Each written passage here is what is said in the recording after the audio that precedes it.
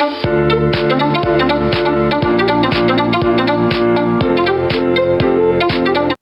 good morning everyone. So we are here to discuss a very important and interesting topic. So bakit natin sinabing very interesting and important topic? Because our topic for today is becoming a better student. Interesting siya kasi I know na lahat kayo bilang mag-aaral, ah, gusto nyong maging mabuting estudyante. So, andito tayo ngayon para i-discuss yung ilang mga tips paano maging better student. Okay? So, for you to become a better student, aside from just listening from the discussions and following the directions taught by the teachers, several things need to be done. Oo, alam natin. Importante yung nakikinig tayo sa discussions. Face-to-face learning man yan o kahit online learning, nagsisimula lahat yan sa listening.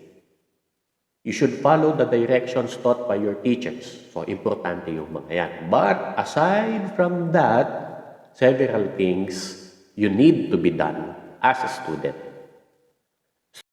Students should be able to have a better understanding of what they are doing. Dapat naiintindihan natin, ano ba itong ginagawa ko? Bakit ko to kailangan gawin? Ano to ba itong pinapagawa sa amin? So huwag mong isipin na yung pinagawa sa inyo ng prof or instructor or teacher ninyo ay dagdag pahirap lang sa inyo. You should be able to have a better understanding of what you are doing. Next is have the ability to recognize and sort the different information that they are encountering. We all know every day of our lives, nakaka-encounter tayo ng iba't ibang informations. The problem is, hindi natin malalaman kagad kung yung information na yun, totoo ba o hindi totoo. Lalo na gumagamit tayo ng social media. You're using Facebook at iba't iba pa. No? May mga nababasa, may mga napapanood tayo dyan. Kailangan alam natin i-recognize and i-sort yung iba't ibang informations na nai-encounter natin. Baka kasi makabasa lang tayo dyan nang hindi natin na-verify kung totoo ba o hindi, and then mag-share ka pa. So, naging instrument ka pa sa pagpapakalat ng fake informations. So, have the ability to recognize and sort the different information that you are encountering. Anyway, for the next SEM, dito po sa NTC or sa National Teachers College, makakaroon kayo ng subject na critical thinking and information literacy. Yan, tuturuan kayo. How to validate, how to verify, how to sort, and recognize different kinds of information. And to be able to have a certain level of understanding on the concepts that they are studying, in which could result for better application and appreciation of such learnings. So, proceed tayo dito sa tips to become a better student. Number 1, prepare before going to school. Letter A, always try to research and read the next lesson. So, gaano ka-importante ito? So, magkakaroon ka ng advantage pagka lagi kang nagre-research at nagbabasa for the next lesson. Para during discussion, you have ideas doon sa topic na dinidiscuss so that you can participate. Do your assignments at home or before going to school. Kaya nga assignment, kaya nga homework. Kailangan ginagawa yan sa bahay. Eat and have proper rest before going to school to ensure that you as a student have enough energy to go through the entire day. So, kailangan hindi lang yung intellectual or mental aspect natin ang handa. So, kailangan pati yung physical aspect natin. So, eto nga. Kasi, handa man yung mental aspect mo, yung physical aspect mo naman ay hindi, ay hindi ka rin makakapag-participate sa klase. So, kailangan eat and have proper rest before going to school. Use different resources. Aside from books provided for the class, don't forget to use the library and the internet. Using different resources will enable you as a student to access more information and be able to learn the latest learnings and information related to the subject matter that you are studying. So, kung gumagamit kayo ng books, gumagamit kayo ng internet, tama po yun. By doing that, magagawa mo rin yung comparison. No? Magkakaroon ka ng maraming ideas tungkol doon sa information na hinahanap mo. Be critical and make learning personal. Know what you are learning, why you are learning, and how they are important to you and your plans in life. Bakit mo ba ito kailangang aralin? Gaano ba ito kaimportante sa buhay mo? By being critical to the information that you acquire, you will be able to appreciate their value and be able to apply and relate them to your situation and let this learning help you to be able to achieve your goals. Ask help. The school may focus on the interaction between the teachers and students, but the institution consists of more than what or who is inside the classroom.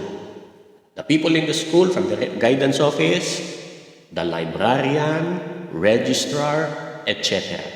And even people outside the school, such as your parents, friends, or other professionals, can help you as a student to break limitations and ease the difficulties that are brought about by the requirements of the curriculum. By doing this, kasi we have to understand na iba yung situation natin ngayon compare bago dumating itong pandemic. Ngayon talaga, all transactions ginagawa ngayon online. Say for example, magtatanong ka sa professor mo, sa instructor mo, or sa teacher mo, mag-i-email ka. Yung possibility na hindi niya agad mababasa. So, pwedeng natabunan ng maraming messages, emails. So, be patient guys. Pero huwag kayong mahihiya na mag-ask ng help kung sakali na nagiging mahirap sa'yo yung requirement na yun. Okay? Next is do other things. The school provides co-curricular or extracurricular activities. You can join clubs or school groups to widen your experiences as a student. Not only can you have better relationships, which will translate to more help in the future, but an active body and mind that may or may not necessarily be related to schoolwork can also help a student to balance their lifestyle and maintain a healthy body and mind. So these are the tips for you to become a better student. So always remember guys, it is better to endure the hardship of education than to taste the bitterness of ignorance. Kasi sabi ng iba, ang hirap naman po mag-aral, daming gagawin, daming pinapagawa, okay lang yan. Mahirap mag-aral, pero mas mahirap po pag walang pinag-aralan. So it's better to endure the hardship of education than to taste the bitterness of ignorance. Our next topic is setting goals for success. Mayroon bang kinalaman ng pagsiset ng goals para magtagumpay ang isang tao?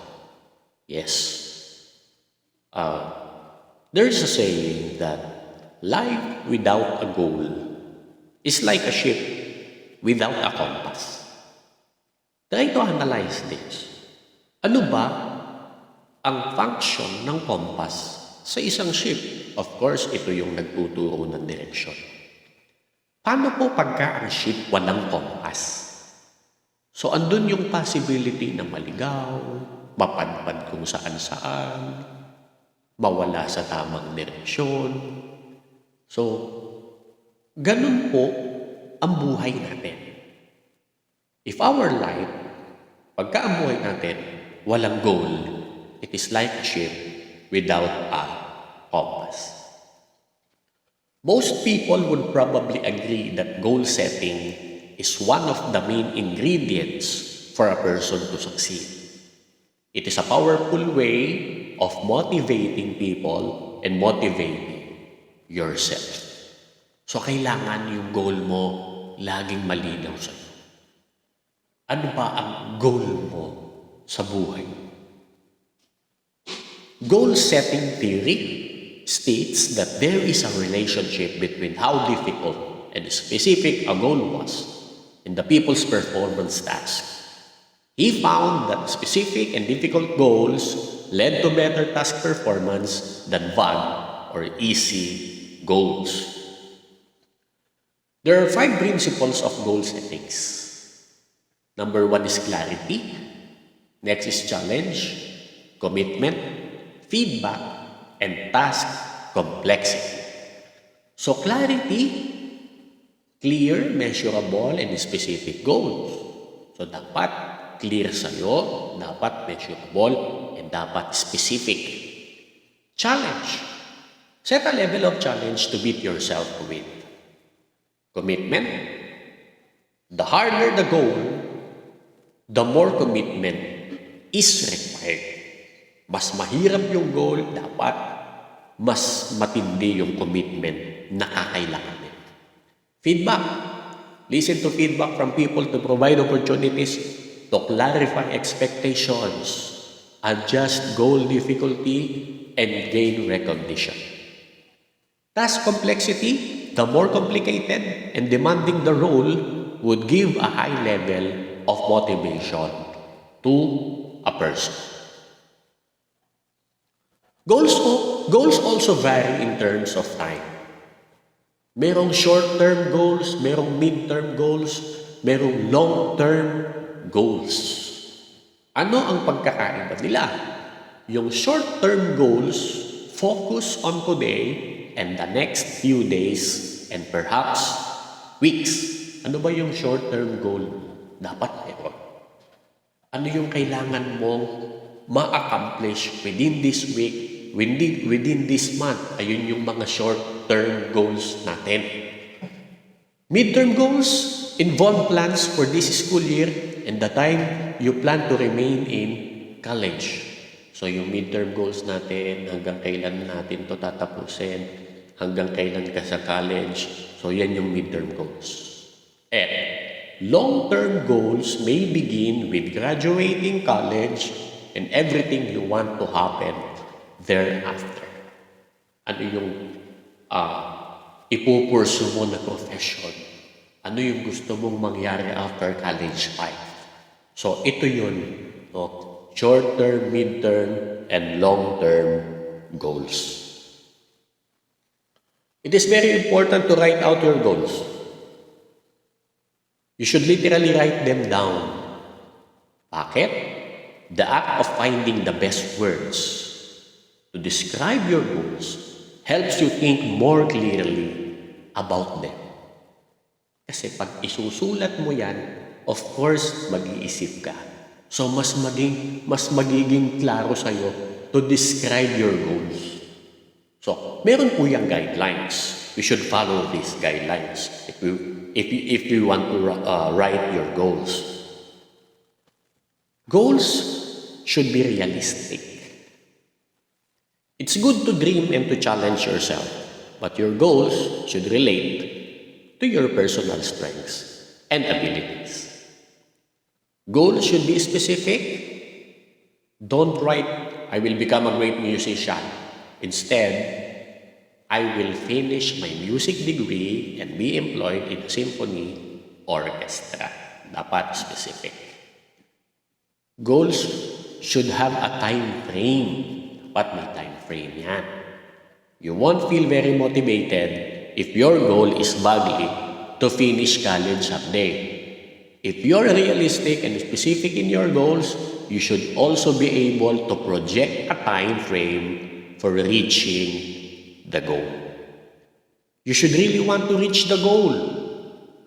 We are willing to work hard to reach goals we really care about, but we are likely to give up when we encounter obstacles if we don't feel strongly about a goal. If you are doing something only because your parents or someone else wants you to, then it's not your own personal goal.